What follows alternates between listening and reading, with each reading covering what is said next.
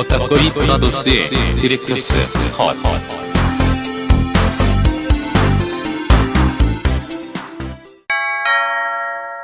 경고. 스포일러가 싫으신 분들은 청취를 피해 주시거나 영화를 관람하신 뒤 들어주시길 바랍니다.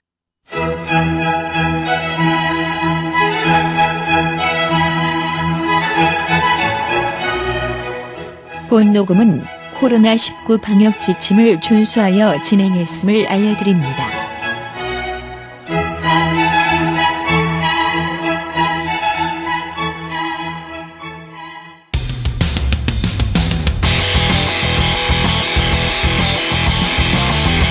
이감독, 안감독, 그리고 앙팡패 꺼다꺼이 브라더스의 덱터 스컷 지금부터 시작합니다.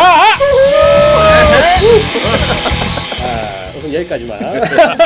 이 다음 멘트는 흉내를 해도 잘 모를 것 같고 조금 다른 톤으로 시작을 해보았습니다. 자, 우선 새해 특집으로 제가 선물을 준비했습니다. 자, 한 해 동안 고생 많았다.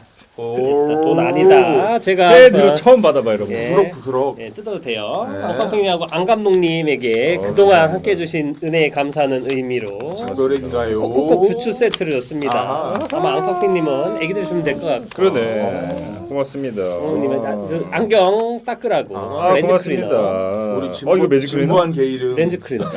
렌즈 클리너. 혹시 그 하나인가요, 두 개인가요? 두 개인 것 같은데요? 그럼 둘이 바뀌었어요. 그래요? 이쪽이 두 개예요. 그래요? 역시 가장이니까. 잘 두 개. 네, 좋습니다. 알겠습니다. 그대로 갈게. 이렇게 받으면 네, 되나? 지금 일정되지. 새해라서 새해 선물을 우선은 감사요. 나눠주고 있고요. 좋습니다. 감사합니다. 자, 우선 득템. 새해 우선은 뭐 140회까지 방송하는데 분위기 좋습니다. 다시 구독자도 돌아오고 있고 그러게요. 집 나갔던 구독자가 다시 돌아오고 있더라고요. 회차보다 작긴 하나. 좋습니다. 네. 미래가 밝아요. 그러니까요. 연초부터 2명이 들어왔습니다. 자, 우선은 자기 소개와 뭐 근황 토크하면서 또 평소처럼 시작을 해보겠습니다. 자, 안감독님 어떻게 지냈습니까? 예, 열심히 살고 있고요. 예, 자기 소개. 잠을 자고 일어났는데 갑자기 성대모사를 하는 거. 아침에 성대모사 하는 게 쉽나? 하지만 저희 메커니즘적으로 봤을 때 성대모사를 훈련을 해서 일주일 내내 설거지하면서 훈련을 했다람쥐입니다. 예, 반갑습니다. 안 감독입니다. 반갑습니다. 열심히 웃는 안 감독님. 사실 안 감독님은 영상으로 봐야 더 닮았는데 지금 그 목소리는 내가 보기엔 한 7할 정도 닮은 것 같고 70% 정도 닮은 것 같고 외모는 90% 이상 닮았다. 그게 좀 아쉽네요. 영상으로 못 보여드리는데. 가르마만 타면. 좋습니다. 에? 고개도 왔다 갔다 하고 다리도 좀 벌리고 계세요. 살이 아닙니다. 예. 어떻게 지내셨나요?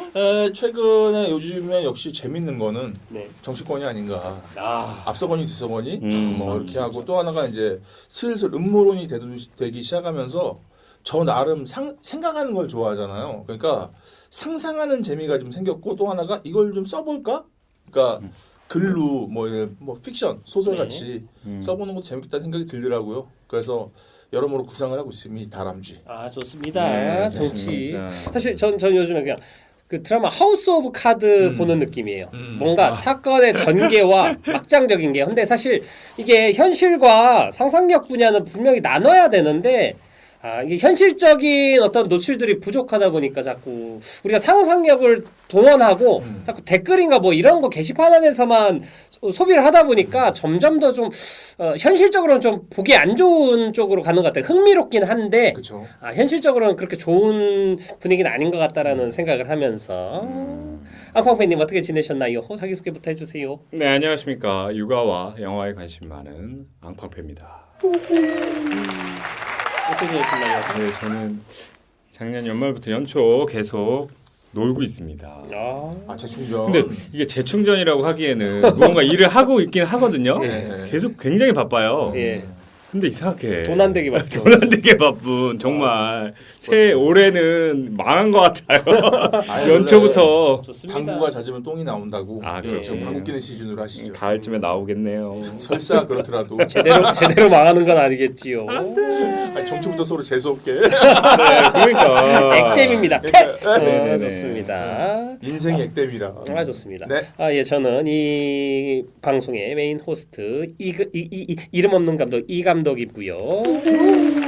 저는 뭐 요 근래 좋은 영화들을 좀 많이 보고 특히 제가 드라이브 마이 카를 그러니까 그뭐 일본의 천재 감독이라고 봉준호 감독이 극찬을 한 하마구치 류스케 감독의 작년에 칸에서도 수상을 했던 그 드라이브 마이 카 이번에 골든글로브에서도 외국어 부문 수상을 했고 그 영화가 그 개봉관이 많지 않아 가지고 좀 벼르다가 명동 시내 라이브러리에서 봤는데 개인적으로는 대만족이었습니다. 작년 12월 22일 개봉 작년 개봉작이거든요.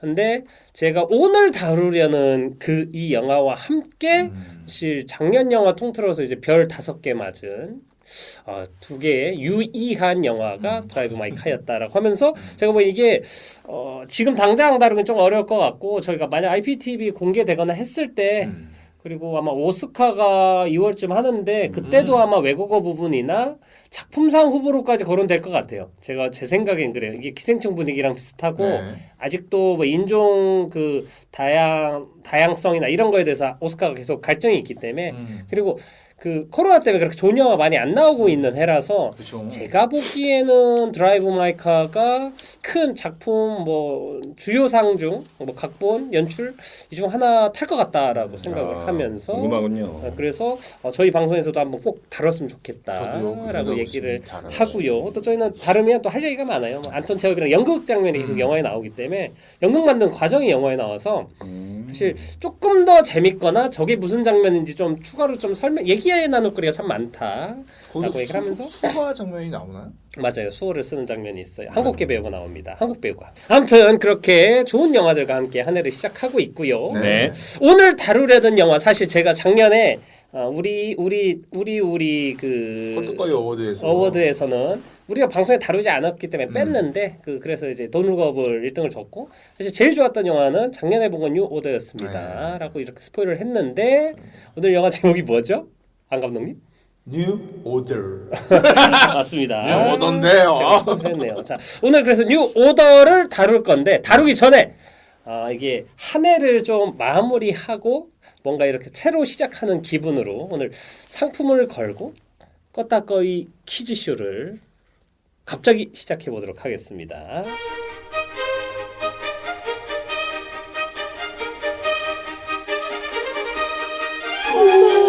우선 안 감독님이랑 앙팡팬님이 문제를 풀어주시면 되고요. 그런가요? 우선 먼저 세 문제의 답을 맞히신 분이 선물을 받습니다. 이중 보통이 되나요? 선물 또 있나요? 선물 있습니다. 이거는 경쟁이에요. 하나밖에 없어요. 숫자가 많이 들어왔나 봐요. 아니 막 아니, 6만춤 이런 거 아니에요? 어떻게 알았지? 훈훈한 포옹. 1번이 2번한테 뽀뽀해. 저런 이런 겁니다. 왁게임이군요. 좋습니다. 이 퀴즈는 별건 아니고 그냥 작년이랑 우리 방송에서 이제 조회수나 뭐 이런 거 관련해 가지고 우리가 어느 정도의 이제 청취자들이 어떤 방송을 많이 듣고 적게 듣고 했나에 대해서 좀 이걸 데이터화 해가지고 이걸 객관식 또는 주관식으로 여러분들의 물어볼 예정입니다. 딴딴. 구호 외치고 답을 외치시면 되고요. 네. 우선 뭐 앙팡팽님, 앙팡페 하고 안 감독님은 안 감독 이러면 될 것 같아요. 뭐 구호 딴 거 하고 싶은 거 있어요? 아니요, 우리 안경팬님은 앙 그러면 안 돼요? 그래 한 글자로 하죠. 앙 하고 안. 비슷한데. 연습해볼까요? 자, 하나, 둘, 셋. 앙! 귀엽다. 되게 장음이네요. 네, 우선 귀엽다. 귀여우니까. 자, 첫 번째 문제 들어가겠습니다. 자, 이제 2021년에 정말 많은 사랑을 받았죠. 140명 안팎의 청취자 네. 여러분들, 구독자 여러분들과 함께 그리고 유튜브 조회수 340. 권위 있는 좋아요 5개, 권위 있는 방송인데 평균 좋아요가 5개가 나옵니다, 유튜브에. 좋습니다. 그렇다면 2021년 우리가 했던 방송들 중에서 가장 조회수가 많은 영화의 제목과 조회 숫자를 맞추시면 됩니다. 객관식입니다. 자, 우선은 한번 다시 한번 해볼게요. 하나, 둘, 셋. 앙! 좋습니다. 자, 1. 샹치 3,118명. 가장 조회수가 많은 겁니다. 3,000 넘어요. 우리 대단한 권 있는 방송이에요. 2. 듄 3,118명. 3번 듄 3,237명. 4번 샹치 3,237명. 앙! 네, 답이 뭘까요? 정답 1번. 1번 상치 향치 3,218명. 3,118명 아, 땡! 안 예, 정답 몇 번? 4번입니다. 영화는 샹치 예, 텐닝지의 전설. 정확합니다. 네, 3,000 237명. 딩동대. 내부 잡 공부 따로 하고 오신 거 아니죠? 아니요. 일단은 샹치는 100% 맞아. 숫자 싸움이었어요. 그래서 아 죄송합니다 틀렸어요. 아니에요. 아니에요 답 아니에요. 내가 잘못 헷갈렸어요. 진짜? 예. 이렇게 앙! 앙. 잠깐만. 예. 2번 균 318명, 3번 균 3,237명, 3번 듀운 3,237명. 정답! 감사합니다. 나도 상치에 대한 기억이 강해서 아니었어요. 이게 저도 조사하면서 놀란 게 제일 많이 본 건 듀운이었어요. 3,200. 네, 문제작이었군요. 예, 그리고 워낙 많은 사람들이 듀는 또 사실 그 좀 난해하게 보거나 별로라고 생각했는데 막 극찬을 하는 사람도 많아서 문제작이었던 것 같습니다. 우선 앙팡피님 축하드립니다. 1점. 갑자기 그 기억이 떠오르네요. 뭐예요? 그 문라이트가 네. 잘못 발표해가지고 그게 뭐였죠? 라라랜드 아닙니다. 오스카 이거 흔히 하는 실수죠. 안 감독님이 너무 당당하게 얘기해가지고 나도 당연하게 그런 줄 알았어요. 아닙니다. 상치가 아니었군요. 좋습니다. 두 번째 문제 들어가겠습니다. 반대예요. 2021년 가장 조회수가 적은 영화와 숫자를 맞추면 되는 겁니다. 자, 영화만 맞추면 돼요 이번엔. 자, 1. 콰이어트 플레이스 2. 2. 유전 미드소마. 3. 학교 가는 길. 4. 싱크홀. 여기까지입니다. 앙. 네, 정답. 좀 가슴 아픈데. 학교 가는 게 3번. 땡! 아니야. 그거 아니에요. 네, 아 감독님 기회 있습니다. 예, 2번입니다. 2번 네. 유전 네. 미드소마. 네. 땡! 앙! 4번! 싱크홀 정답!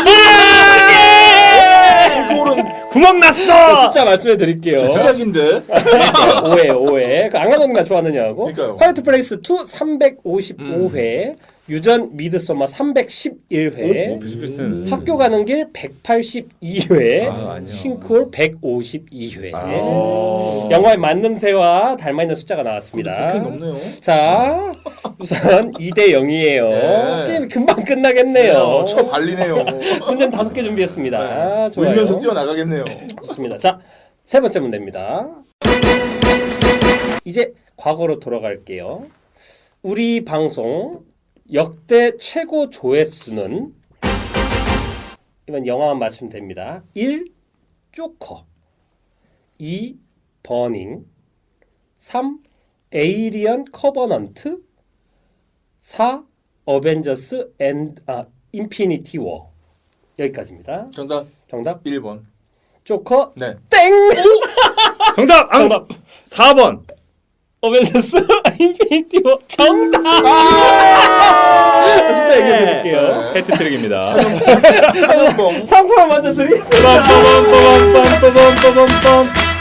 고민했어요. 이게 올해 좀 뭘 재미로 아이고, 해볼까 너무- 하다가. 자, 죄송합니다. 미국에서 직배송으로 만달로리안 베이비 요다 비싼 겁니다. 진짜 감사합니다. 애기 주면 돼요.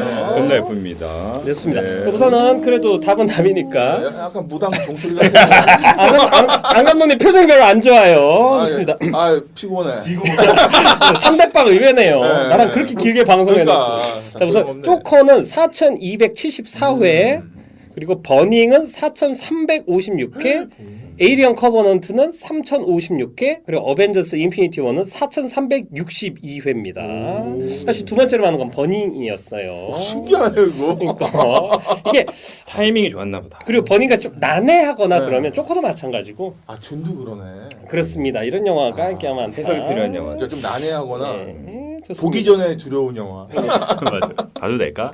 아무튼 이건 그냥 그 선물은 아니고 그냥 하나만 더 내볼까요? 그냥 재미로. 네, 좋습니다. 이따 맛은 사줄게요. 네. 그러면 자, 우리가 방송을 다시 시작한 건 115화예요. 그때 나온 영화 다른 영화는 화이트 타이거입니다. 네. 화타. 그러면 2년 전에 우리가 마지막으로 다룬 114화 영화 제목은 뭘까요? 주관식입니다. 뭔지 알고. 나이브스 아웃. 그래서 이름을 말해야죠. 나이브스 아웃. 네, 이게 선물 없습니다. 앙팡팡님이 네. 안 맞춰도 상관없으니까 대충 하네요. 4대 0이 아닌 게 다행이네요. 요다 한번 만지게 해드릴게요. 좋습니다. 알았습니다. 때가 어느 때인데 물건을 서로 만지고 그래요. 그러니까. 안 돼요, 안 돼. 방역. 좋습니다. 자, 하여튼 방역. 수고하셨고요. 네, 수고하셨습니다. 우선은 앙팡팡님 축하드립니다. 감사합니다. 소감 한마디. 챔피언. 정말 좋아하는 선물을 받았게 돼서 너무 감사하고요. 이걸 준비해 주신 이 감독님께 이따 오뎅을 한 개 사드리도록 하겠습니다. 좋습니다. 오뎅 부사오뎅 먹을게요. 좋습니다. 가마복구로. 좋습니다. 자, 그럼 오늘 영화 뉴 오더에 대해서 본격적으로 다루도록 하겠습니다. 자, 우선 앙팡팬님 똑똑 스토리 왔어요. 스토리 왔습니다. 이렇게 할 줄 알았는데. 에이. 어렵더라고. 가상의 미래, 불안함이 들끓는 멕시코.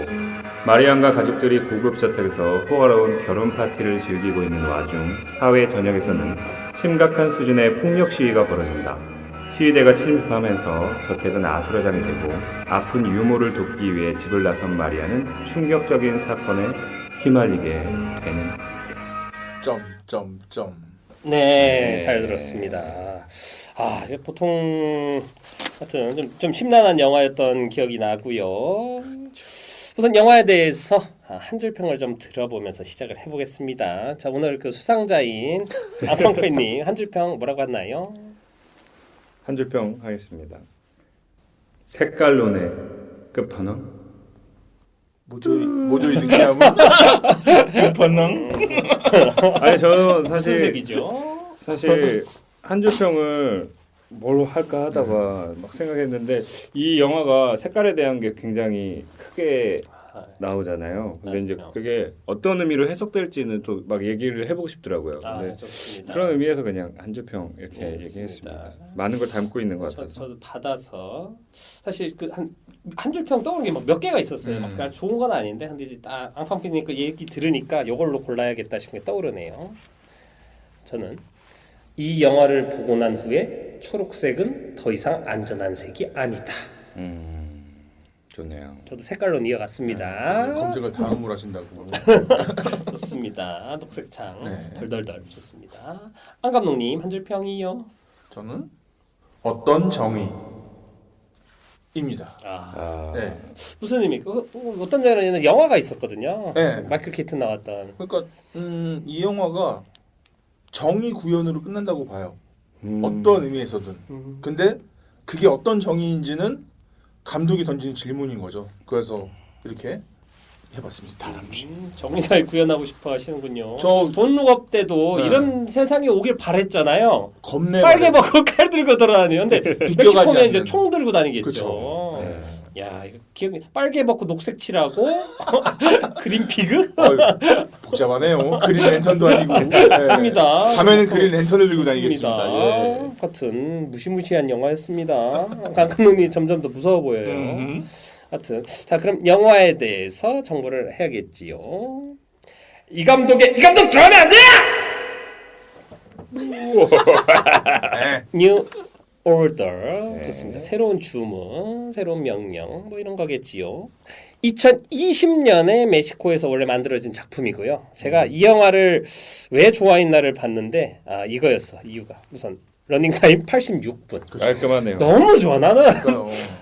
진짜 계속 그 2시간 넘고 막 140분 이런 영화만 보다가 물론 좋은 영화 볼 땐 드라이브 마이 카는 3시간이에요.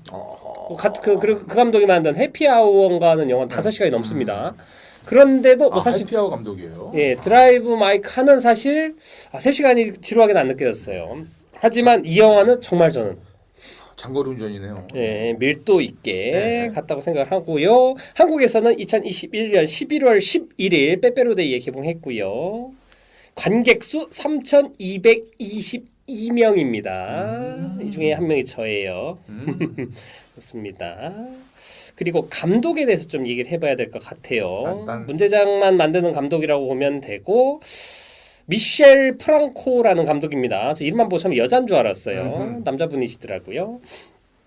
멕시코 분이시고요. 멕시코 출신이고 사실 멕시코가 영화 잘 만든 사람 많습니다. 멕시코 3대장이라고 우선 불리우는 기에르모 델토로, 알퐁소 쿠아론, 알레한드로 곤잘레스 이냐리투 저랑 술을 같이 마셨던 이 세 분이 우선 멕시코를 대표하는 감독이고 안 감독님이 좋아하는 로베르토 로드리게즈 같은 감독도 있고요.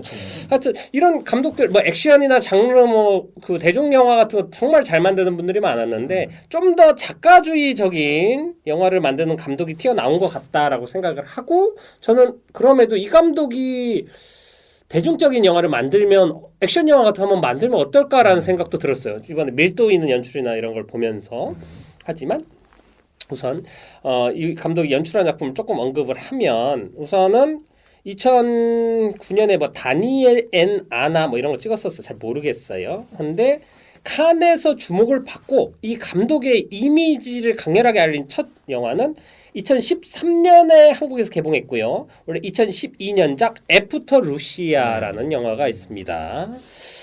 사실 이 영화 때문에 봤어요. 그 우선 뉴어드 얘기하려고 하는데 다행히 또 이제 최근에 이제 영화가 있는 걸 알아가지고 영화를 봤는데 아니나 다를까 진짜 너무 그지 같은 진짜 사람이 싫어지고 뒷맛 씁쓸한. 보셨죠? 선생님, 선생님 별로 권해주고 싶지는 않은 영화죠.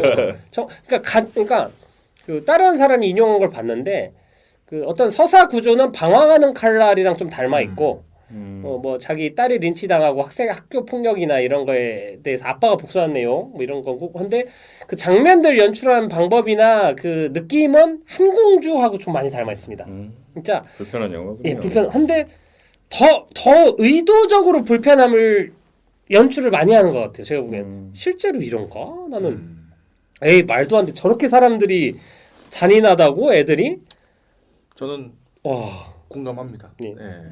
간단하게 좀 언급을 하면 이 영화는 우리가 따로 다루지 않을 것 같으니까 그래서 애프터 루시아는 그 이제 엄마예요. 여자 주인공 알레한드라의 엄마고 그리고 이제 거기서 남자 주인공 그 알레한드라의 아빠죠. 그 아내인데 교통사고로 이제 돌아가신 분의 어머니의 이름이 루시아고 그 한 아내나 어머니를 잃고 나서 힘들어하는 이 가족들이 이제 전학을 와요. 시골로 이제 다른 그 일자리 때문에 아빠. 그래서 아빠는 그냥 힘들게 그 트라우마 극복 못한 상태로 일을 하고 있고 딸은 그 힘든 상태에서 학교 생활을 하는데 처음에 친구라고 생각했던 애들이 있는데 어떻게 잘못하다가 그 중에 잘 나가는 남자의 킹카인 애랑 어떻게 성관계 맺은 영상이 학교에 유출이 되면서부터 그때부터 이제 학교에서 집단 따돌림 당하고 친구라고 생각했던 애들이 그 다음부터 얘를 되게 저속한 표현이라고 막 창렬하고 하고 하면서 집단에 린치를 가하고 성적인 그 가해를 가하는데 하여튼 우리가 생각하는 어떤 그 수준보다 항상 조금 더 보여주는 것 같아요. 이 감독은 너무 불편합니다. 영화 보는 내내 진짜 악마 같은 내가 이거 가짜겠지라고 하면서 왔는데 막 불편해 죽겠는 거예요. 이게 모르겠어. 저게 진짜인가 가짜인가 난 요즘 애들은 그걸 되게 담백하게 보여주죠. 네, 그지 같아요. 네. 그러면서 뭐 아빠가 마지막 복수하면서 뭐 이렇게 끝나는데 하여튼 뭐 카타르시스가 느껴지거나 그런 복수도 아닙니다. 그리고 그 이후에 또 아버지의 삶도 불행할 거라는 그 예상을 하면 할수록 현실이 참 약하고 불행한 사람한테 더 가혹한 현실을 있는 그대로 보여준 끔찍한 영화였어요. 예, 이게 그냥 SF 그 영화라고 생각하면은 볼만 할 텐데 현실이라고 생각하니까 너무 힘들어서 좋은 점수를 못 주겠더라고요. 저는 그래서 3.5점 줬습니다. 슬펐어요. 아무튼 그렇고 그 다음에 찍은 영화가 또 뭐 에이프릴의 딸이라는 영화 있고 그리고 이제 크로닉이라는 영화가 있어요. 여기서 팀 로스라는 배우랑 같이 작업했는데 요것도 이제 칸에서 주목을 받았고 그거는 2016년 4월 14일에 개봉했네요. 이거 6,083명 하고 애프터 루시아는 한국에서 본 사람 2,018명 조금 봤어요. 네. 대중적인 감독은 아닙니다. 그러다가 2021년 11월 11일에 한국에서 개봉한 게 뉴 오더고요. 요거는 3,422명 받고 차기작의 썬다운이라는 영화가 지금 개봉 대기 중인데 여기도 팀 로스라는 배우가 또 나오고 이 영화는 어떤 좀 기대를 하고 좀 봐야겠어요. 한데 아직까지 대중적이거나 뭐 상업적인 영화와는 거리를 계속 두고 있는 걸로 보입니다. 팀 로스가 그 쿠엔틴 타란티노 감독 영화에 나왔던 그 맞습니다. 그 저주의 계단에서 오렌지인가로 나왔었고 네. 착한 그러고 나중에 헤이트풀 에이드에도 나왔고 그쵸. 약간 크리스토퍼 발츠하고 좀 닮은 배우인데 좋은 수의 배우지요. 계를 한번 나왔었고요. 예. 네. 하여튼 그 감독이 아직은 그 인지도나 그런 게 많지 않고 나온 배우들도 그렇게 막 대중적인 배우는 아니에요. 많이 알려져 있는 배우들은 아니라서 뭐 이 정도만 얘기를 하고 넘어가도록 하겠습니다. 자, 이제 영화에 대해서 좀 얘기를 해보죠. 좋은 점, 나쁜 점, 이상한 점 어떻게 보셨는지 허심탄회하게. 저는 매우 그러니까 제 취향이었어요. 예, 그럴 줄 알았어. 네, 너무 일말의 희망도 남기지 않는. 아, 그지 같아. 그러니까 체감은 퍼니 게임 봤을 때 느낌이었어요. 아, 그러니까 퍼니 게임에서 그 리와인드 장면을 딱 보면서 그냥 딱 이게 멘탈이 무너졌거든요. 와, 저렇게도 할 수 있구나. 근데 이 영화에서는 좀 그랬어요. 사실 스토리를 대충 알고 들어갔을 때 내가 예측할 수 있는 거는 집 안까지였어요. 근데 집 밖으로 확장이 되면서 이게 이렇게 간다고 되면서 전 되게 좋더라고요. 그게 내 상상력을 무너뜨린 게 너무 좋고 그다음에 그런 뭐 찝찝한 기분이 그러니까 그 애프터 루시아를 봤을 때도 그랬거든요. 그게 그냥 뭔가 정신줄 놓듯이 뭐 영화가 툭 끝나잖아요. 근데 이 영화도 툭 끝나요 그냥. 그러니까 이런 막 되게 그 뭐라고 할까 되게 그 당위정을 먹고 났는데 약효가 발되면서 막 씁쓸하잖아요. 막 입이 막 네, 그런 느낌이 전 너무 좋아서 맞아요. 이 영화를 너무 좋게 봤습니다. 그럴 것 같아요. 네. 사실 뭐 저도 작년에 제가 본 영화 중에 가장 충격적이고 자극적이고 가장 좋았던 영화였어요. 그렇죠. 여러 가지 의미에서. 네. 그랬기 때문에 사실 같이 권하고 싶었고 근데 이번에 공교롭게 IP 타임에 올라와가지고 IP 타임이요? 아저 인터넷입니다. IP 타임은. 무전공익이 올라다니는 줄 알고 무선 사람이네. 하고 안간호님이 또 파니 게임 얘기했는데 네. 공교롭게 이분이 별명이 포스트 미카엘 하네케라고 불려요. 그래서 가장 폭력이나 이걸 네. 적나라하게 보여주는 거에 특화돼 있는 감독인 건 사실인 것 같고 이게 그 놀라운 건 저는 뉴오더도 저도 이 영화에 대해서 처음에 뭐 정보나 이거 없이 봤어요. 그냥 새로운 영화고 미셸 프랑코가 요즘 핫하다 해서 그냥 그것만 믿고 갔는데 도대체 전개를 모르는 상태에 보는데 이게 와, 어디로 튀는지 모르겠고 네. 사실 저는 딴 거보다도 이 긴장감을 유지하는 밀도가 저는 사실 전혀 다른 얘기인데 비슷하기도 한 모가디슈 볼 때도 비슷한 장면들 폭동이나 이걸 탈출하는 사람들의 이야기니까 비슷한 장면들이나 이것들이 기시감이 나왔는데 저는 연출적인 면이나 이런 게 액션 장르가 아님에도 불구하고 훨씬 재밌고 강렬하게 봤어요. 그러니까 더 무서운 거예요. 이게 메시지나 주제나 보여주는 모든 건 다 어두컴컴하고 막 절망적인데 영화는 밀도가 너무 높으니까 와, 막 그 감각에서 왔다 갔다 하면서 너무 힘들게 영화를 봤던 기억이 납니다. 네. 땅콩피님은 어떻게 보나요? 저도 좀 비슷한 생각이 있는데 특히 그 영화를 보는 내내 들었던 그런 긴장감들이 전 진짜 이게 뭐지? 뭔가 특별한 장면이 있지도 않은데 그냥 흔히 나를 긴장시키기 위한 어떤 게 있지도 않은 것 같은데 마치 TV 바로 옆에 그 군중들이 있는 것 같은 그런 나도 그 안에 있는 것 같은 느낌으로 계속 따라가게 돼서 1시간 반이 그냥 후딱 지나가고 맞아요. 반면에 또 연출적인 부분도 대단한 게 정말 한치 앞을 예상할 수가 없는 마지막 엔딩 때도 너무 충격적이어가지고 이렇게 끝난다고? 약간 진짜 이랬어요. 이래도 되나? 와, 약간 이렇게 한숨 쉬면서 보고 전 개인적으로 그 중간중간에 나오는 굉장히 잔인한 장면들 좀 맞아요. 보기 힘든 장면들이 몇 개 있는데 맞습니다. 감옥안에서 린치 당하는 장면들이나 뭐. 사실 그런 걸 주로 하는 영화들은 정말 못 보는데 제가 이 영화 좀 다르게 자꾸 따라가게 되더라고요. 그러니까 그게 있음에도 불구하고 그거보다는 이 전체적인 흐름을 계속 쫓게 되는 영화였어요. 그래서 저도 굉장히 인상 깊게 그러니까 연출 정말 잘했다는 생각되는 게 그러니까 어떤 기분이냐면 그 약간 그 가족오락가에서 폭탄 들고 퀴즈 하는 거 있잖아요. 그러니까 계속 뭐 들고 있는 것 같아요. 근데 이게 어느 순간부터 걸리냐면 제가 이 영화 시작할 때 그냥 맨 처음에 병원으로 막 먼지 모르는 장면으로 병원 테러 막 녹색 묻은 사람들 막 지나가고 그런 다음에 갑자기 밝은 결혼식 나오잖아요. 이때도 불안하고 제일 시작부터 불안한 게 뭐냐면 아줌마가 그 엄마가 막 사람들 막 이렇게 하다가 물을 탁 켰는데 초록 수돗물 나오잖아요. 네.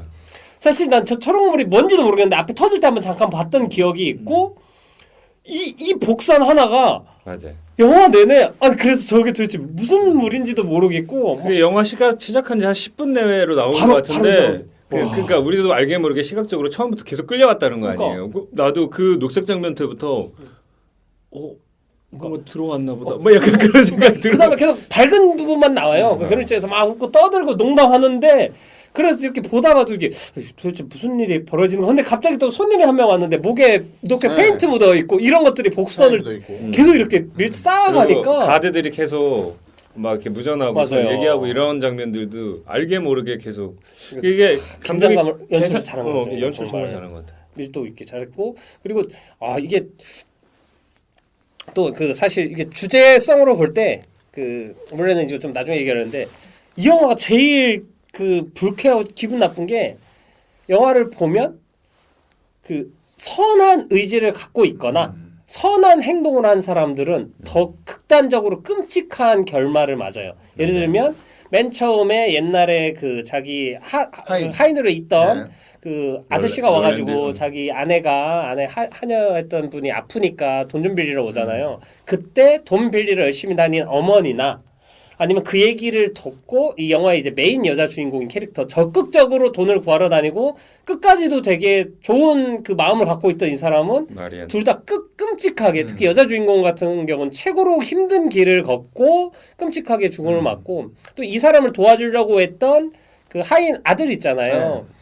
하인 아들이나 뭐 착한 여자 하인도 그렇고 이런 사람들은 마르타 모자. 네. 그러니까 더 끔찍하게 죽어요. 사형당하고 공개 처형당하고 이런 거 보면서 그러니까 감독이 어떻게 보면서는 좀 지나치다라는 생각으로 그러니까 대부분의 영화는 최소한의 선한 사람을 지켜주거나 그 사람을 그래도 그냥 뭐 극단적으로 하여튼 퇴장시키지는 않는데 이 영화는 그런 사람들을 더 끔찍하게 죽는 걸 보여주면서 어쩌게 보면 하이퍼 리얼리즘이라고 생각을 할 수도 있고 현실은 이렇게 지랄 같구나라는 생각을 하면서 보게 되는 대단 충격적인 영화였어요. 그러니까 현실을 되게 냉정하게 보게 만든다는 게 그러니까 지금 제가 봤을 때는 연출력이라기보다는 각본이 진짜 되게 좋다는 생각이 들었던 게 거의 주제가 그거예요. 선함은 미덕이 되지 않는다라는 게 이 영화에 딱 깔려 있는 게 그러니까 예를 들면 그 엄마 같은 경우에는 끔살을 당하죠. 근데 사실 그게 되게 위선적으로 보였거든요. 그러니까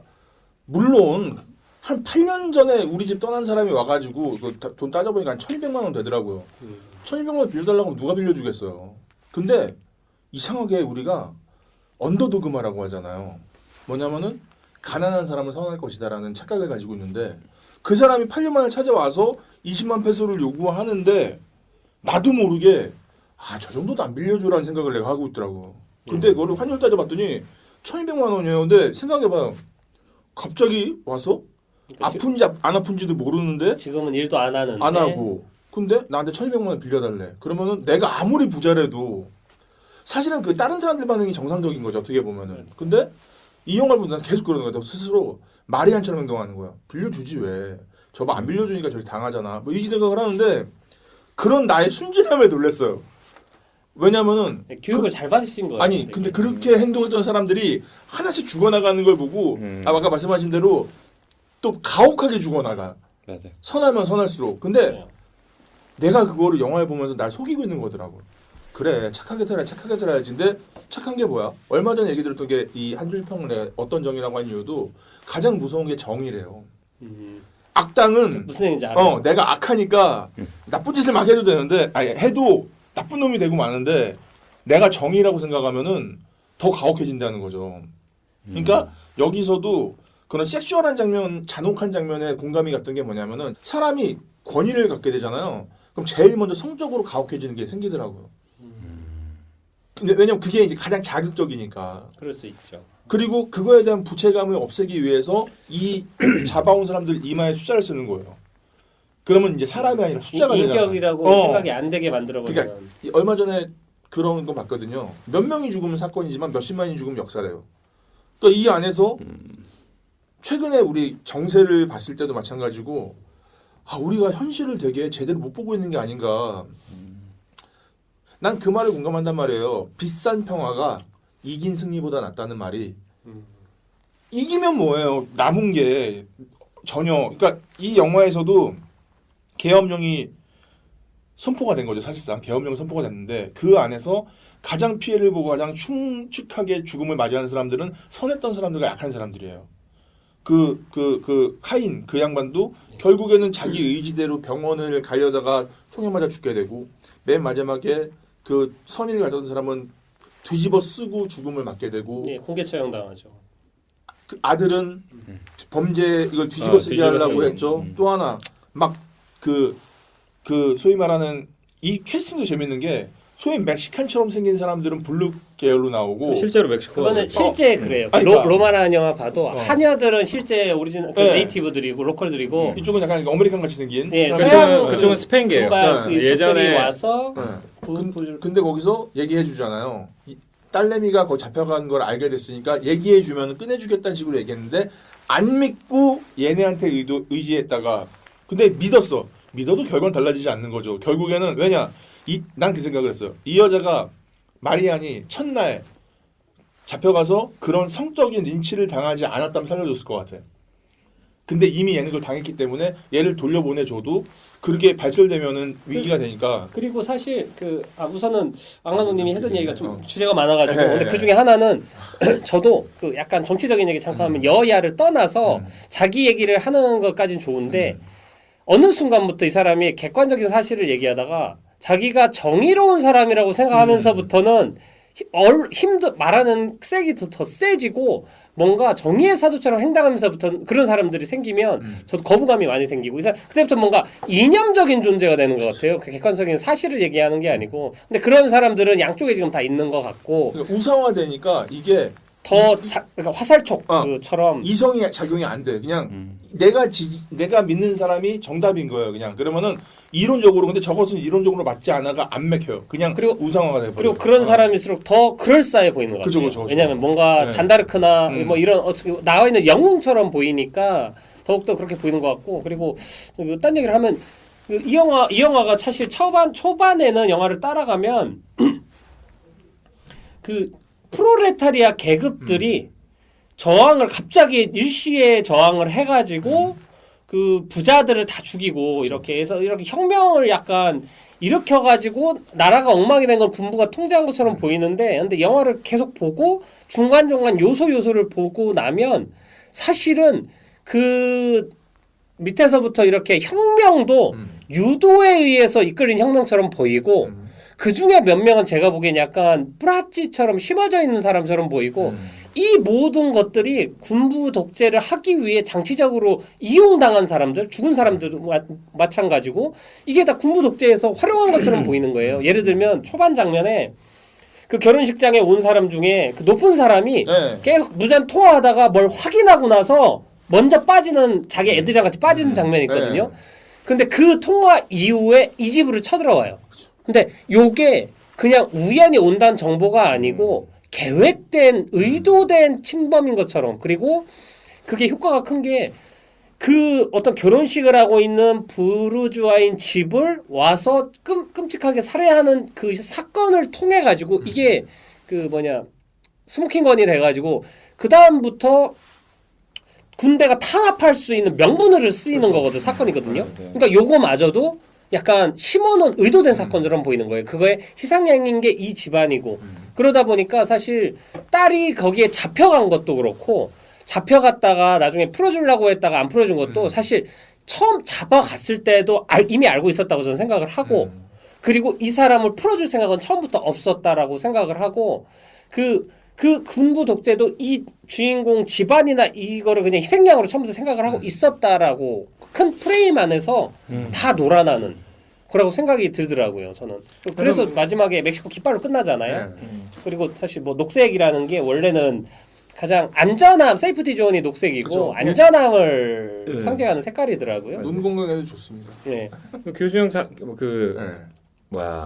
하인 아줌마 교수형 나갈 때도 마지막 프레임에 보면 그 정재계 인사 그 사람하고 딱 그 군인하고 딱 둘이 앉아 있잖아요. 그러니까 그게 이 둘이 다 하한 것 같다는 생각 저도 들더라고요. 그러니까 말씀하신 대로 저는 근데 이게 저 마리안 그 여자 주인공 거는 저는 실수라고 생각했어요. 뭐냐면은 저도 처음에는 그 장면은 실수인 것 같아요.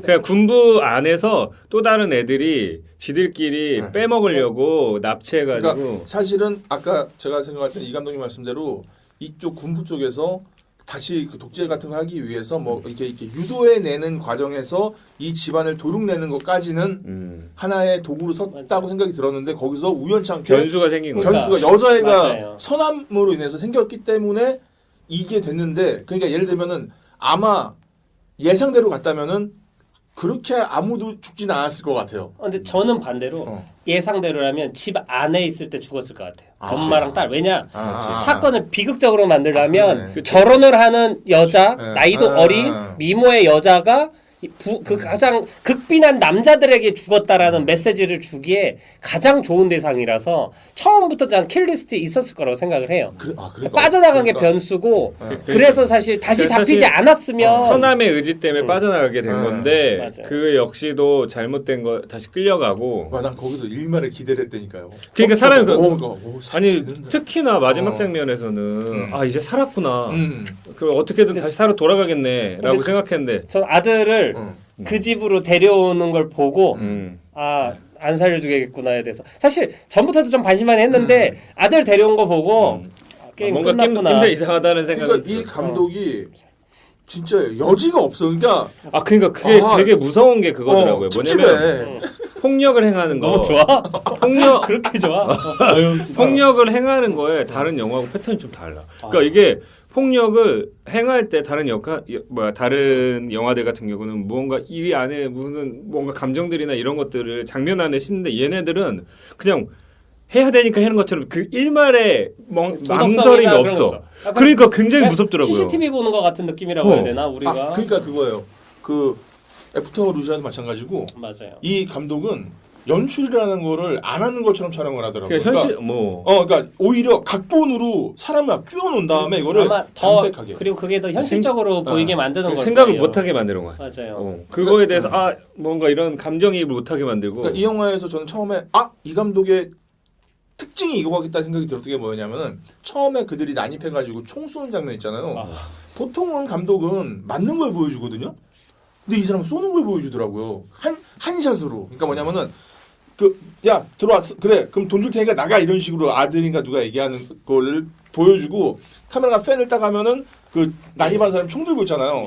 보통 이런 연출들은 땅 쏘면 맞는 걸 보여준단 말이에요. 맞아요. 근데 이 사람의 사람은 표정이나 이런 것들을. 근데 그걸 안 보여주고 땅 쏘고 바로 밀고 들어오는데 뭐야 이게 잠깐 이 사람 이상하게 보여주네 이러면서 제가 차갑게 이거를 관찰하게 되더라고요. 맞아요. 그러니까 약간 좀 다행일 수도 있고. 맞아요. 거리두게 만들어요. 그리고 계속 객관적으로 상황을 판단하게 만들더라고. 감정이입을 하지 못하게. 근데 반대로는 더욱더 이걸 현실처럼 느끼거든요. 왜냐면 대부분은 액션 장면이나 총격 장면에 음악을 깔거나 서사를 했으니까 슬프거나 비참해도 더욱더 극적으로 보이게 만들어주면서 무의식에 이게 영화라고 생각을 하는데 그냥 그 타이밍도 항상 빨라. 맞아. 우리가 예측하는 것보다 빨리 한 발 빠르게 그냥 일이 벌어져 버리니까 우리가 어떻게 지금 무슨 일이 벌어진 거지라고 생각을 저택에서 첫 번째 총소리가 나고 나서부터 초토화되기까지 진짜 몇 분 안 걸려서 다다다다다다 뭐 일어나니까 저는 이 감독님이 그 노인을 위한 나라 없다 얘기한 것처럼 관객이 노인이 된 거예요. 못 따라가. 계속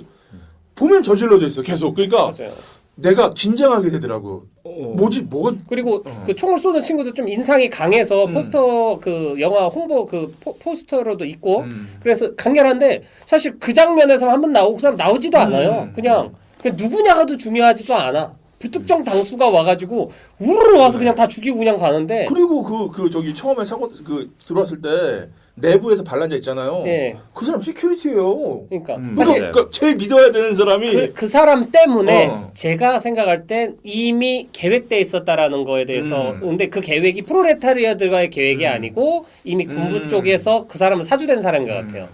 제가 볼 때 그 사람 딴 사람은 몰라도 그 시큐리티는 그러니까 뭐냐면 우리가 가장 믿어야 되는 사람이 제일 앞장서서 배신 때리고 있는 거예요. 그러니까 어떤 컨트롤 특히 거기 하인들 할머니랑 막 또 하나가 이 잔혹함이라는 게 뭐냐면은 신나서 훔쳐. 룰이 없더라고요. 그러니까 보통은 임산부나 노약자는 그리고 룰도 안 그렇고 죽여. 목적도 있어야 돼요. 협박을 해서 돈을 갈취한다 내지는 이 사람들을 두렵게 해서 내 뭔가를 얻어낸다 사과를 받아낸다가 아니야.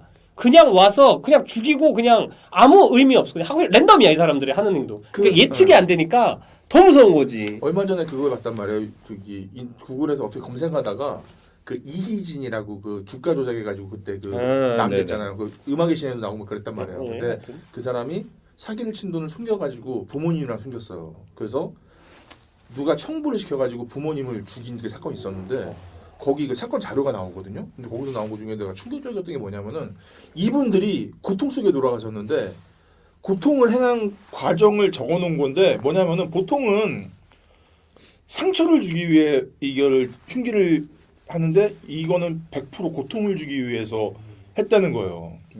여기서 영화에서도 그 장면도 인상적이었는데 뭐냐면은 앞에 있는 남자가 송금하라고 했더니 송금할 줄 몰라 어떻게 총 바로 빵 쏴버리잖아요. 근데 그 총 쏘는 게 죽이려고 쏘는 게 아니라 딱 괴롭히려고 쏘는 총이더라고요. 엉덩이 쪽에 가지고 아프게만 계속. 그러니까 오히려 난 그게 더 무섭더라고요. 그러니까 죽이려고 죽이는 것보다 감정이 실리지 않은 총길이에요. 모든 것들이 그리고 그냥 알아. 기계적이에요. 딱 연출적인 그런 건 것 같아요. 우리가 ATM기에 그쵸. 비밀번호 누르듯이 총을 쏘고 그리고 나서 돈을 요구하고 그러니까 내가 이 사람 돈 안 주면 여기 쏠 거야. 그리고 돈 주면 여기 쏠 거야가 다 정해져 있는 거예요, 지금. 그러니까 거침이 없잖아요. 근데 그게 자꾸 한 템포 빠르게 계속 일어나니까 뭐야 이렇게 집중해서 보게 되는 거죠. 근데 심지어 예측도 못하는 결과가 나와버리니까 더 놀라는 거죠. 이런 결말 예상하고 처음부터 본 사람 한 명도 없을 거예요. 그래도 그러니까 요건 일말에 좀 근데 여지가 없더라고. 그러니까 특히 너무 좋아요. 하여튼 그 여자 주인공 캐릭터도 구축을 되게 잘 해놨어요. 그리고 그러니까 이게 좋은 영화라는 게 뭐냐면 되게 현명하고 주도적이고 어떻게 보면은 되게 액션 영화 여주인공처럼 되게 현명하고 주도적이고 되게 자기가 무슨 일을 해야 되는지에서도 적극적이기도 하고 맞아요. 되게 이런 사람이에요. 그리고 위기 상황에서도 어떻게든 살아남으려고 하고 이래서 이런 사람한테 응원을 하게 계속 우리가 감정이입을 여주인공에게 하게 이 영화 전체에서 사실 감정이입할 수 있게 만든 건 여주인공 하나거든요. 그렇게 기대하게 만들어 놓고 엔딩을 그렇게 끝내버리니까 그러니까 영화 문법상 봐요. 나 차 타고 자기가 이거 딱 지우자 번호 지우잖아. 그래서 역시 이거는 이 사람 그래도 빵. 아 실제로 그 옷 색깔도 빨간색 옷 입고 다니잖아요. 근데 나 처음에 이제 그런 것도 되게 인상 깊었는데 이제 뭐 이게 막 녹색에 대한 뭐 군중에 대한 이야기들도 있지만 사실 그 파티에 온 사람들을 보면 되게 화려한 옷들을 쫙 입고 있는데 군중들이 밀려서 봤을 때는 무채색이다가 막 그런 녹색 막 이런 게 섞이면서 근데 그 와중에 마리안이 탁 보이는 거예요. 근데 마리안이 저는 사실 마리안이 유머를 구하러 간 거 되게 이제 좀 동의를 해요. 이해될 것 같아. 그렇게 할 수. 왜냐면 이제 그러니까 태어났을 때부터 계속 키워준 사람이 엄마처럼 자기를 키워준 사람이니까 그리고 그러니까 그렇게 정의롭고 거기 결혼식 날 뚫고 가서 금방 돈 주고 오면 되니까 이렇게 생각하고 간 사람이 마지막에 16번 번호를 지우고 살았구나 하는데 거기다 뒤통수에다 총을 쏴버리니까 감독을 욕하고 싶다.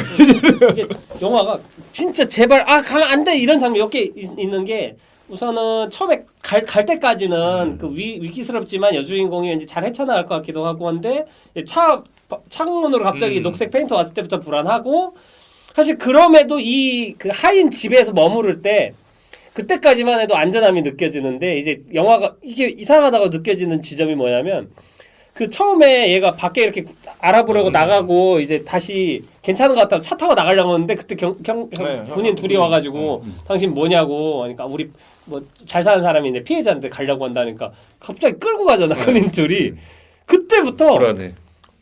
이러면 안 되는데 하면서 사실 그 이후부터 우리가 조금이라도 희망적인 뭔가를 하려고 잠깐 줘요. 예를 들면 얘네 둘이 그 군인들이 또 나중에 돈 주면 구해주겠다고. 그래서 일말의 희망을 주잖아요. 그래서 그냥 데려오고 바로 정보를 주거나 이것도 아니고 그 임무를 수행하려고 또 마르타 모자가 무슨 민증 직업증 따러 목숨 걸고 따러 가서 그 교육 받고 어렵게 퀘스트를 수행해서 집 주인을 만나가지고 이렇게 해서 이제 해결되겠다 했는데 돈을 더 달라고. 계약금이었어. 하면서 사실 그때부터 이거 개미지옥이다. 근데 진짜 그 돈 더 80만 페소 맞고 100만 페소 더 내놓으라고 할 때 그 사람들 기분이 느껴지는 거야.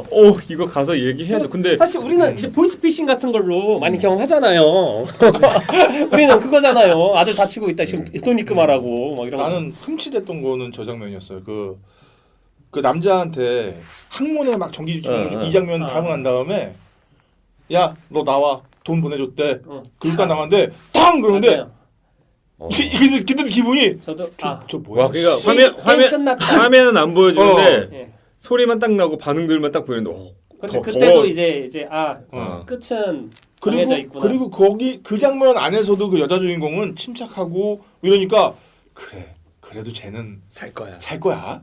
그래. 어? 이게 그러니까 또 되게 부자잖아 또 집이 그러면서. 희망 고문을 끝까지 해놓은 다음에 절망으로 떨어뜨려 버리니까 되게 높은 데까지 올려보낸 다음에 그걸 확 미는 느낌이야. 그러니까 진짜 완벽한 절망을. 그지야. 근데 그래도 이게 애프터 루시아에 비한 다행인 건 이게 보지 말아야겠다. 앙파팬님이 소개를 해줄 때도 20XX 년 미래 가상의 멕시코예요.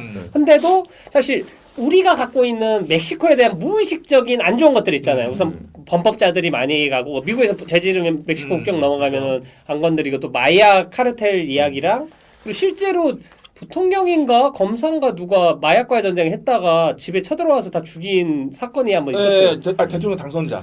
그러니까 그런 우리가 들은 얘기가 있다 보니까 그리고 이게 이 감독님 얘기처럼 정말 실화에 기반을 한 영화잖아요. 거기 보면 한국 여자 잠깐 나오잖아요. 15번. 근데 실제로 그런 게 있었어요. 한국에 잘못 들어가가지고 멕시코 잘못 들어갔다가 연루돼가지고 이상하게 연루돼가지고 자기 잘못은 아닌데 그래갖고 법원에서 해갖고 형 집행 받아가지고 그래서 한국 대사관에 제발 나 좀 구해달라고 그 이름 생각 안 나는데 그런 사건이 있었군요. 있었어요. 그게 실제로 있었던 사건이라 그걸 딱 보면서 그 사건이 생각나는 거야. 그게 저런 건가 보다. 예를 들면 그걸 빗대어서 말한 대로였나 보다. 사실 저는 그러니까 아마 이런 일련의 사건들이 모티브는 됐을 텐데 그래도 이게 안정장치가 하나 있는 건 미래 가상의 그리고 군부정치라는 완전 계엄령이 떨어졌을 때잖아요. 그리고 그렇죠. 뭐 또 우리나라는 그 무의식 중에 이거는 그 광주 5.18에 대한 기시감이 뭐 제가 경험하진 않았지만 저랬겠다라는 생각이 계속 그쵸. 들더라고요. 근데 그럼에도 불구하고 이 영화는 가상이라는 게 실제로 쳐주니까 그러면서 나는 그 마지막에도 멕시코 깃발에 또 녹색이 있지 않습니까? 이런 것들이 다 전체는 우리가 정말 극단적인 잘못된 방향으로 갔을 때 이럴 수 있으니까 경계하자로라는 메시지로 보일 수 있는 이게 사실 레미제라블은 진짜 현실을 얘기하는 것처럼 보였고 지금 프랑스 지금이고 멕시코는 제가 뭐 선입견은 있지만 모르는 나라니까 그래도 이건 가상이야라는 전제가 깔려서 그래도 이거 방탄유리야 이게 있었는데 애프터 루시안 없어요. 저는 이게 진짠가 가짠가 모르겠어요. 그리고 막 그래서 나중에 또 검색을 해봐 하면서 우리나라에 또 전라남도 뭐 항공주 원래 모티브인 사건이랑 전라남도의 어떤 사건들이 언급이 되는 걸 보면 이게 내가 피하고 싶은 사실일지도 모른다라는 생각이 들어가지고 더 저는 그 학생 문제는 좀 더 현실이 사실 우리는 총기가 없지 않습니까? 정말 우리나라는 사기 좋은 나라예요. 제가 그게 정말 다행일 수도 있어요. 우리가 총이 없다는 게 저는 사실 또 하나가 그 약간 뭐 멸공이나 뭐 이런 막 그런 얘기하시는 분들 묶어놓고 레미제라블이랑 뉴 오더 보여주고 싶어. 그러니까 저는 아까 그 얘기하려고 그랬는데 레미제라블하고 결이 좀 비슷한 느낌이 있고 그 레미제라블에서도 주는 긴장감들이 있잖아요. 맞아요. 근데 후반으로 갈수록 그 영화는 좀 그런데 이게 레미제라블이 그냥 보통 맛이라면 이쪽은 좀 빨간 맛. 매운맛. 마라탕 제일 매운맛. 맛. 애프터 루시안 난 보진 못했지만 거기는 매니아들만 아니 근데 그건 좀 느낌이 달라요. 그거는 분명히 덜해요. 뭐 군인이 나오는 거 그런 거 아니까. 근데 자꾸 감정이입이 되는 것이 있고 또 불쌍해. 약자들이 이 영화 또 주인공들이 부르주아들이잖아요. 그런 부르주아들이 그러니까 잘못 해석하면 이 영화를 기생충처럼 사치를 부리고 잘못된 부르주아들이 그 역성 혁명으로 프롤레타리아들이 혁명에서 내리는 것처럼 보일 수도 있어요. 초반만 보면. 근데 알고 보면 그런 영화 아니었죠. 전혀. 근데 기생충이나 그런 데 메시지를 갖고 와서 잘못 해석하면 그렇게 보일 수도 있는데 애프터 루시안 사실 그런 영화는 아니에요. 실제로 감독은 인터뷰할 때 그런 얘기 했대요. 이 양극화의 문제를 계속 놔두면 이렇게 될 수도 있다라는 경고의 영화라고 뭐 그렇게 얘기를 했다고 그러더라고요. 그리고 저는 오히려 생각을 해본 게 그냥 맨 마지막에 멕시코 국기 나온 거 봤을 때 그냥 자기는 자기 나라에 대해서 걱정이 되고 이런 거를 찍었는데 전 세계에 통한 거죠. 그러니까 다 비슷한 거지. 그럴 수도 있죠. 그러니까 그 생각이 들더라고. 왜냐면 국기가 나왔다는 거 보니까. 실제로 로마 보잖아요. 로마 영화 보면 멕시코 내에서 있었던 그런 사건이 있었어요. 5.18 그 군사 쿠데타 이런 거 같은 그래가지고 계엄령 떨어지고 청년들이 우리 앞장서 가지고 사람들 때려 백골단 뭐 이런 거 같이 했던 그런 애들도 있고 이런 것도 보고 있으면 우리나라 7, 80년대 분위기랑 닮아 있는 결이 또 되게 많이 있어서 또 우리나라도 사실 뭐 군부 독재나 이런 거에 대한 어떤 트라우마가 있다 보니까 조금 더 우리나라 입장에서도 공감을 많이 할 수 있었던 영화인 건 사실인 것 같고 하여튼 뭐 뉴 오더라는 게 이 영화에서 언급되지만 그 가상의 그 새로운 명령이잖아요. 그러니까 검색을 해보면 새 질서, 새 체제라는 의미가 있는데 하나 더 추가 이게 난 인상적이었던 게 나치의 독일 민족을 주체로 하는 유럽체 편성 계획도 옛날에 뉴 오더라고 했대요.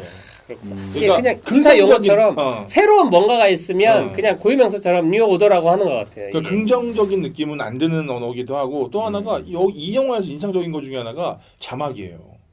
엔딩 크레딧이랑 메인 타이틀 다 보면은 중간에 몇 글자가 뒤집어지잖아요. 나도 그게 궁금해던데. 근데 그게 뭐냐면은 저는 그게 일단은 인간이 그렇다고 하더라고요.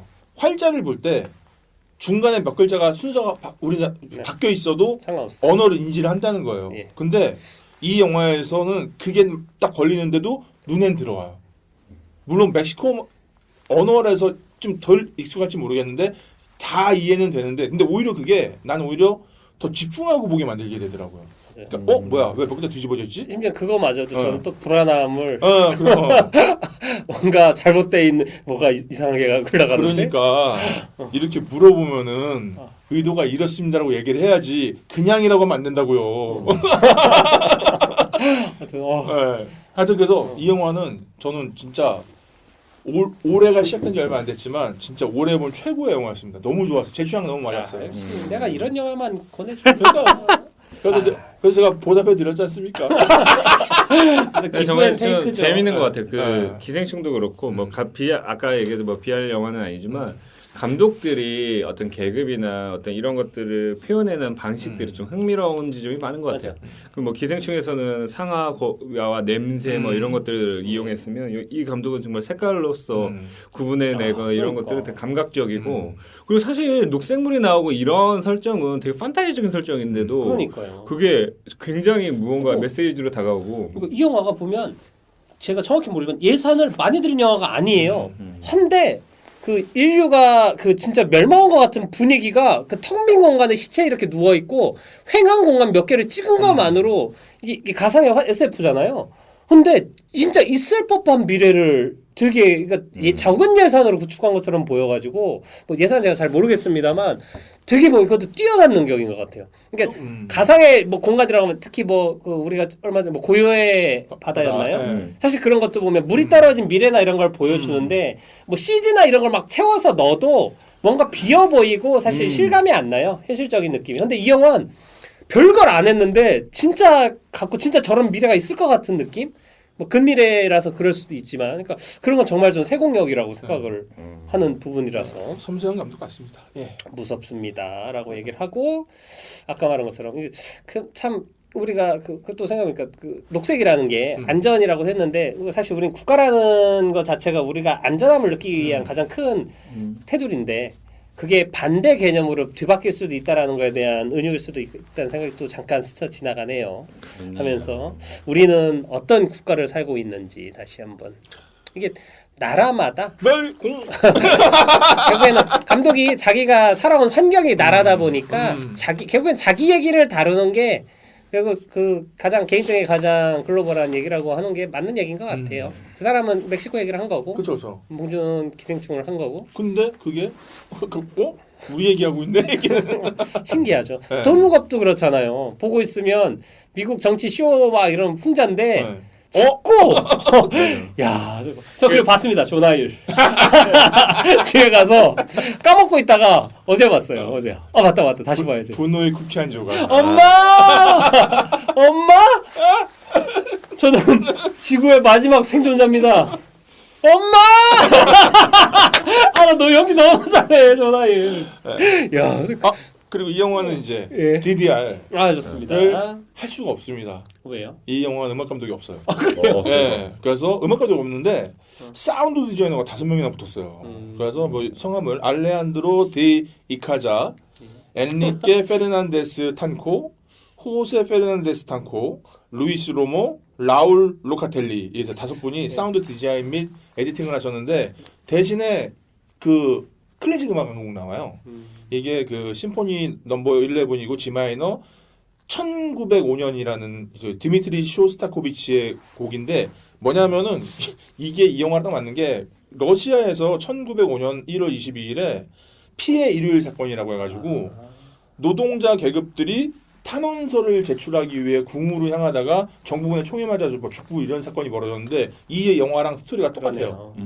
네, 그래서 그 음악만 딱 하나 사용하고 나머지 전부 다 그냥 사운드로만 처리했는데 오히려 그거 같아요. 근데 노인위한 나라도 음악이 없다고 했는데 오히려 음악 같은 감성적인 코드가 전혀 배제되고 그래서 더 그럴 수도 그럴 있어요. 수도 있죠. 그냥 봐라.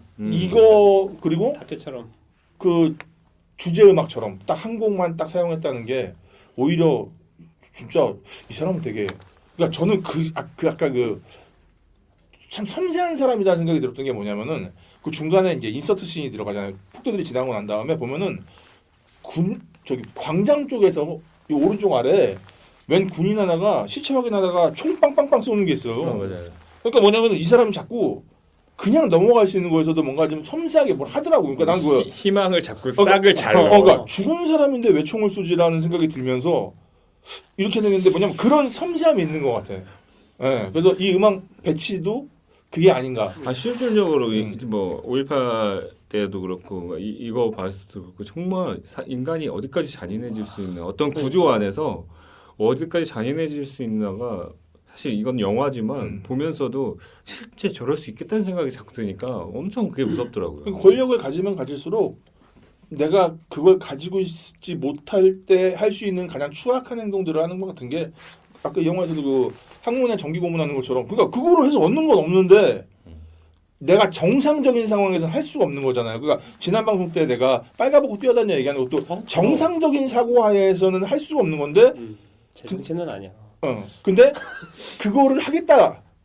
근데 이건 방송이니까 그거 얘기했지만 더 심한 짓도 하고 싶은 거죠. 내가 그렇게 된다면. 근데 이 영화에서는 그걸 여지없이 보여주는 거잖아요. 그러니까 여기 또 이게 어차피 창작물은 가상이긴 하니까 사실 현실보다 현실스러울 수도 있고 한데 사실 현실이라는 것도 결국에는 현실은 벌어진 거지만 이거는 작가가 만들어가는 거잖아요. 그러면 어떤 잔인한 사건 현상이 있으면 이걸 어떻게 보여줄지에 대해서 고민하는데 대부분의 창작자는 빨가벗을까와 안 빨가벗을까에 대해 고민하는 안 감독님처럼 고민하다가 마이너스 1 정도의 수위를 보여주고 근데 사실 이 감독 영화를 보면 되게 그런 걸 그 시각적으로 그러니까 뭐 노출이나 이런 거를 더 막 자극적으로 보여주려고 애쓰지 않아요. 오히려 그러니까 연출적으로는 그렇게 하지만 그 메시지나 그 실제 벌어진 사건에 대해선 다른 사람들보다 플러스 1로 이 사람은 항상 표현하는 것 같아요. 애프터 루시아 때도 그렇고.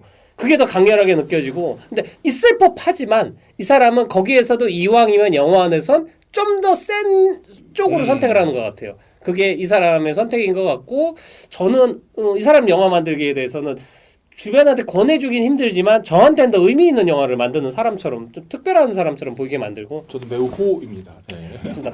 그리고 애프터 루시아 계속 언급을 했지만 그 영화보다 전 유호도가 훨씬 좋았어요. 그게 뭐 만듦새 그 장면들 혹은 배우들의 어떤 모습이나 이런 것들도 그렇고 촬영이나 이런 게 훨씬 더 세련돼진 느낌이고 그러니까 정제된 맛이 좀 있죠. 더 좋아져서 그러니까 차기작이 더 점점 좋아지는 느낌이라 이게 메멘토 만든 크리스토퍼 놀란이 나중에 인셉션 만든 느낌처럼 이 감독 차기작은 도대체 어떨까에 대해서 더욱더 좀 기대를 하게 되는 자기자기 기대되는군요. 예, 그래서 그 선다운이었나 그건 어떨지 좀 궁금해지고요. 뭐 크로닉이라는 영화도 보긴 봐야 될 것 같아요. 왜 멕시코 영화 감독들은 영화를 잘 만들까? 그러니까 그것도 있어요. 근데 참. 그 국가적으로 되게 다이나믹함이 사실 뭐 우리나라 뭐 오징어 게임 이번에도 그랬지만 국가 정체성이나 이런 게 되게 다이나믹하고 막 이런 게 있는 것들이 표현되는 게 아닐까라는 생각도 들어보고요. 또 국가가 힘들어서 그럴 수도 있어요. 제가 봤을 때는 안정적이지가 않잖아요. 그러니까 그거는 맞아요. 감독님 얘기가 맞아요. 그 안정적이지 않고 무언가를 그 해내기가 힘든 상황에서는 예술이나 이쪽으로 계속 승화될 수 있는. 맞아요. 아니 나 하나라도 어떻게든 여기서 벗어나야 돼. 뭐 이런 식의 생각이 들 수도 있는 것이고 저는 그 불안감이 크다고 봐요. 우리나라도 영화가 해외 영화제 많이 출품하고 상 받고 했던 것도 사실 독재 정권 시절이에요. 예.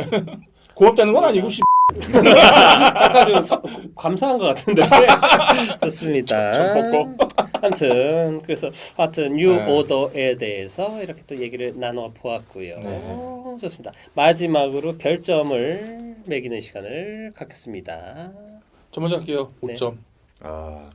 좋습니다. 이거는 못 꺼내줘도 5점입니다. 이 영화는 되게 가치가 있다고 생각을 하고 그거는 제 개인적인 기준에도 그렇지만 영화라는 어떤 시스템과 영화라는 문화에 있어서 이런 식의 글쓰기, 이런 식의 보여주기, 이런 식의 그런 것들이 되게 필요하다고 봐요 저는. 그래서 5점 드립니다. 좋습니다. 펑팬님은요? 저는 4.5. 좋습니다. 네. 매운맛이 어려운 분들은 약간 순한 맛을 고르시길. 저는 뭐 앞서 말했습니다. 저 5점입니다. 그래가지고 야 이거 올 해가 시작하자마자 이거 그 안 감독님과 함께 5점을 남기면서 5.8 시작을 하는군요. 깜부 아이가. 정말 5점을 남기는군요. 그리고 오영수 선생님 골든글러브 나무들에서 축하드립니다. 내가 몇 점을 줬더라. 그만해 이러다 가지고 다 살아. 살고 봐야겠지요. 좋습니다. 오늘 방송 이렇게 깔끔하게 마무리를 지으면 될 것 같고요. 다음 영화는 제가 또 여기 계신 분들 특히 앙팡 팬님도 생각을 해서 또 이제 좀 있으면 까치까치 설날 우리 설날 오지 않습니까? 그러게요. 온 가족이 다 같이 볼 수 있는 영화 한 편 추천드리도록 하겠습니다. 다음 영화는 넷플릭스에서만 볼 수 있는 미첼 가족과 기계의 전쟁이라는 애니메이션을 다루도록 하겠습니다. 자, 오늘은 여기까지 하겠습니다. 수고하셨습니다. 사람주의.